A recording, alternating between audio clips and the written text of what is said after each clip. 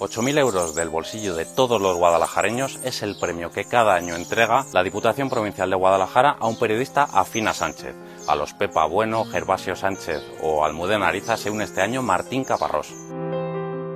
¿Y saben lo que tienen en común? Que todos ellos se dedican a desinformar, a llamar ultraderecha a aquellos que disienten del relato oficial que les marcan desde Ferraz, a negar la evidencia que la inmigración descontrolada, las políticas woke y el globalismo traen a nuestras calles. El periodismo debe informar, educar y entretener. Así me lo enseñaron en la universidad y así lo creo firmemente. Sin embargo, hoy son muchos los periodistas que utilizan su puesto para desinformar y difundir su propaganda progre. Son el mayor enemigo de la democracia y también los sufrimos en Guadalajara, con medios sostenidos artificialmente con fondos públicos con el fin de hacer la ola al socialista de turno. Ya saben, favor con favor se paga, ya sea con millones de euros en publicidad institucional o con un premio de 8.000 euros.